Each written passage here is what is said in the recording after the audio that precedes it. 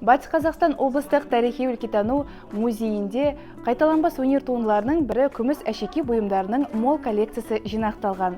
Жалпы әшекей бұйымдар киімнің ажырамас бір бөлігі саналады, және де қыз балалардың әшекей бұйымдар болып бөлінеді. Қыз балалардың әшекей бұйымдар бұл жерде шашпау көрсетілген. Шашпау өте ауыр, жаңағыдай 3 килограммға дейін барған. Бір шашпаудың өзі қыз баланың шашын артқа қарай тартып, иықтары мына осанкалар тік ұстауға өте бір жақсы ықпалын тигізіп отырған. Және де осы шашпаудың тәрбиелік мәні өте зор. Шашпау арқылы қыз баланың мінезінде аңғаруға болған. Мысалы, қыз бала жаңағыдай сыңғыр етіп жүрсе, шашпау өте тәрбиелі екенін білген. Ал егерде тарсыл-гүрсіл болса, әжелеріміз шетінен айтып отырған: қызым, дұрыс жүр, артыңнан ешқандай сөз келмесін деп.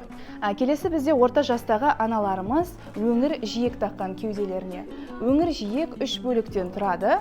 Қыз баланың балалық шағы, жас өспірім кезі және де ана болған шағы болып. Астындағы салпыншақтар арқылы осы кісінің неше ұлы, неше қызы бар екенін білуге болған. Мысалы, ромбик болып келсе, бұл қыз балалар, дөңгелек пішінде бұл ұл балалардың белгісі. Ақ жаулықты әжелеріміз белгілі бір жасқа келгеннен кейін өздері әрине бойтұмашаларын және де қолына білезіктерін таққан. Білезік, білек, жүзік деген сөзден шыққан. Бізде жалпы қазақ халқы ырымшыл халық, бәле жала әйел адамның шашы мен құлағы арқылы кірсе, біртіндеп өзінің күш-қуаты алақанның сыртынан шығады деп білген. Соған өте сенген әжелеріміз қолдарынан білезіктерін тастамаған. Бұл дегеніміз өзімнің күшім өзімде қалсын деген мағынаны білдіреді.